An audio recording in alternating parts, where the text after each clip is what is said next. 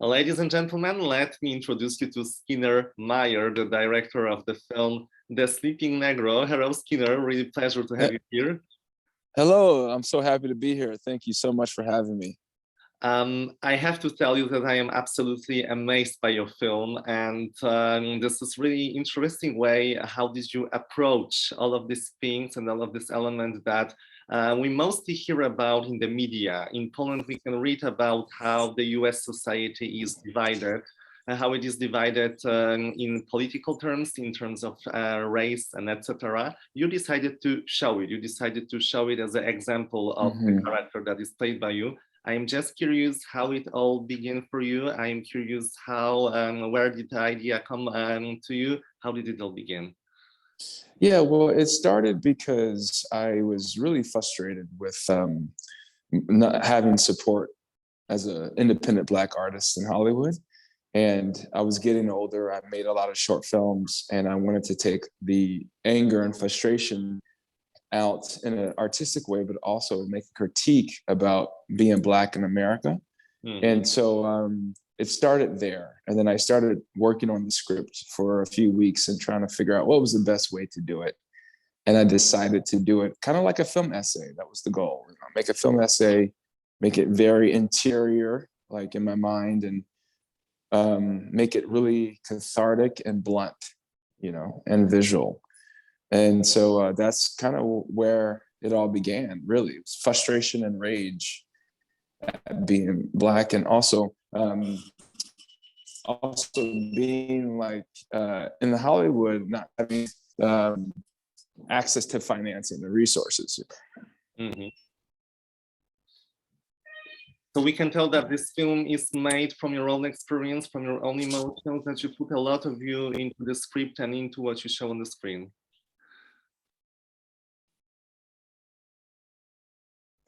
That's right. That's right. I put a lot of passion into it.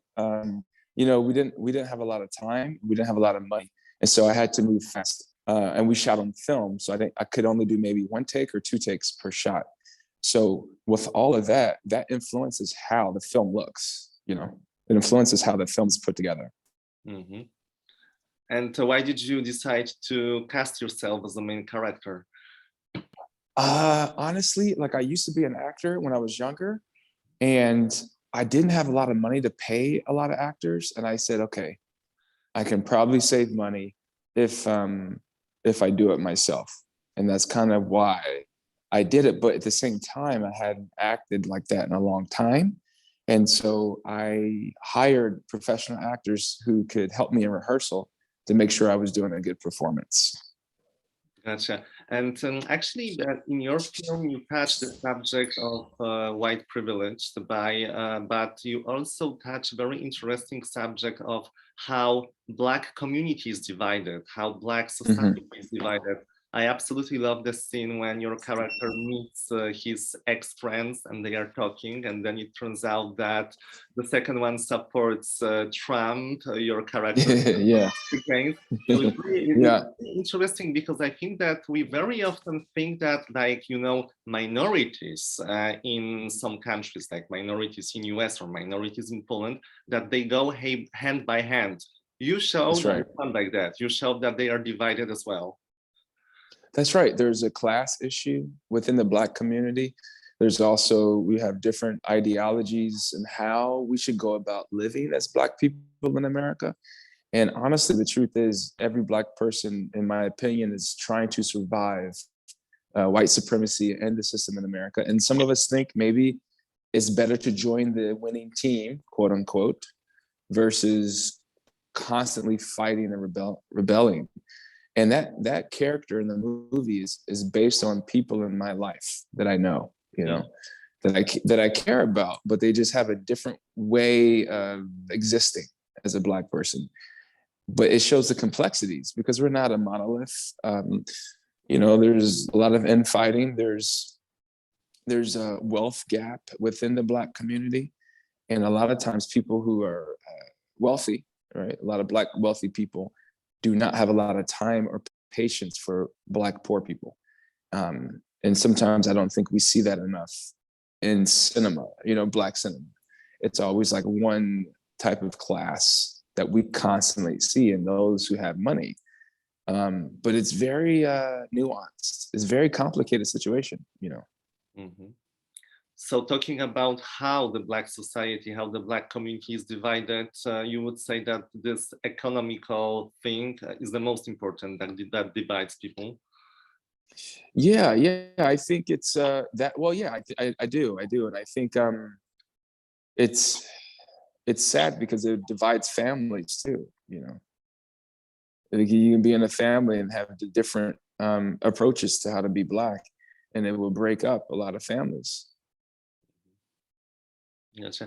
I also very enjoyed that actually you portrayed your character not as an only super positive guy, not as a guy who is like absolutely innocent, and not as a guy that only Yeah, suffers. We can see that actually that's right.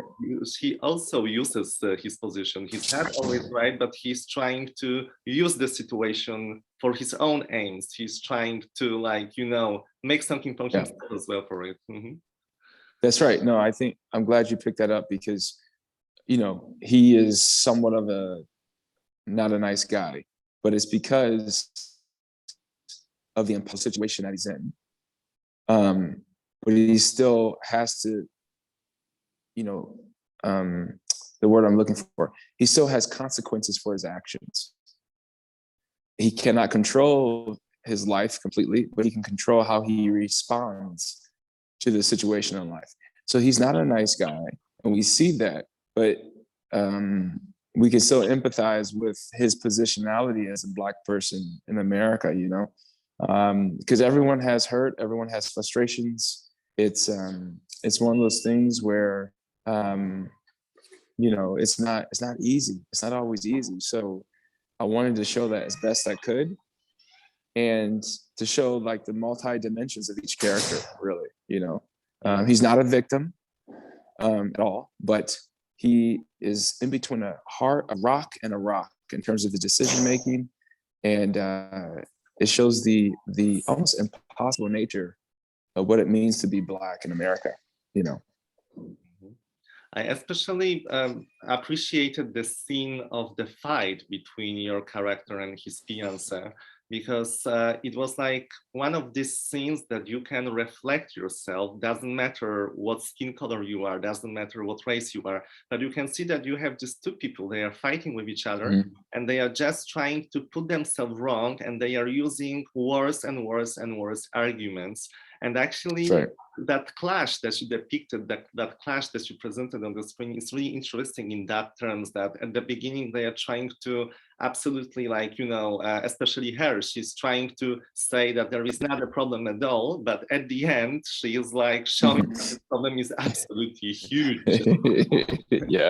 Yeah, that actually is rooted in two real relationships, not that I had, but people that I know that have relationships with someone like that. And essentially herself, her support for the Black community. I think it's one of those things where because she has a Black boyfriend, because, you know, she thinks she votes the right way, that she's not racist and that she's doing the right thing. But the truth is, if her buttons are pushed, then the true allegiance to what she believes in comes out. And I see that a lot in America, where, you know, if enough pressure is applied, then true colors come out, and it's not always what we think it is. You know, sometimes you have people who say they support a cause, but they only support the cause if it doesn't go so far. You know what I'm saying? And so it was a very complicated thing to write, but it's based on people that I knew, and some people can't believe, you know, the part where I go sit down in the toilet. But that's happened before. That's actually happened. Gotcha. And you mentioned a few times that you based the characters in your film on the people that you met, on the stories of the people that you heard. I'm curious if these people recognize themselves on the screen. Did you have any feedback on that? Oh man, you took my story. Yeah. Well, what it is like it's an amalgamation of few people combined to one character. So some of those people did see the movie and they really liked it, but I don't think they realized that it was rooted in some of their stories. But I usually do like 2 or 3 people's stories and I mix it into one, because I find that it just has a good authentic feel to it, you know.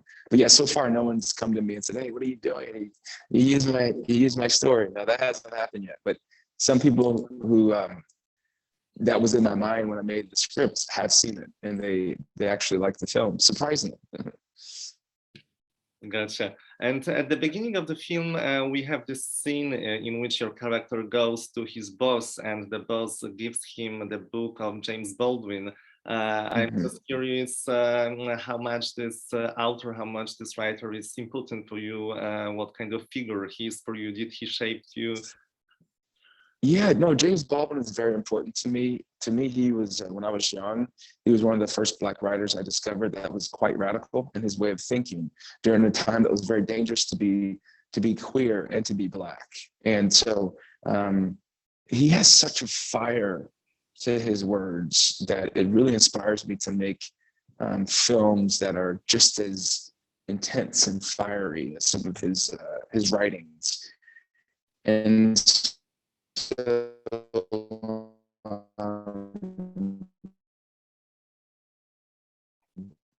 you know, not that every movie I make will have the James Baldwin quote, but he's very foundational to my understanding of the Black struggle during a time I have to now in my current day, and how a lot of things have not changed. This is why I love his writing so much. Gotcha. And at the end, I have to tell you about the genre of your film, because you are definitely building the atmosphere of the horror on the screen. So when I was watching a movie, I was like automatically thinking about Jordan Peele's films, and that kind of references came into my head. I am just curious, why did you decide to build form like that, to use form like that, and build that tension and that yeah, it's a good question. You can hear me okay? And now I can hear you. Yeah, now I can hear you. Okay. Well, I always told my sound designer that we should approach the story as if it's a horror film.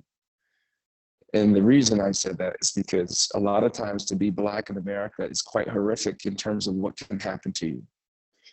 And although it's a drama, I said if the sound design is rooted in horror, it'd be a nice juxtaposition, and it would help with the tension, and it would create conflict within the viewer. So that's why we approached it that way, you know. I wanted to make tension from the beginning. And it's not a traditional horror movie visually, but sonically it's horrific. And it really hits on the subconscious of what it feels like to be Black. In America, you never know if you may die, get shot by a cop or whatever. And it's quite scary not knowing, not having that security that you can wake up and be alive and go to bed and not worry about anything bad happening. Gotcha. I have to tell you that your film definitely worked on me very much. It forces me to have a lot of thoughts and a lot of reflections. So thank you so much for doing this, and thank you so much for finding the time for this conversation. I hope that next year you're gonna come to AfryKamera and be our guest physically in Poland, in Warsaw. Yeah, I would love to, because I love Poland. I had a great time in Wrocław, and I want to go visit Warsaw next. So, and I can meet you and give you a beer or something, and we can hang out. Awesome. So we're scheduled then. Thank you so much. Okay, sounds good. Thank you. Okay, take care. Bye-bye.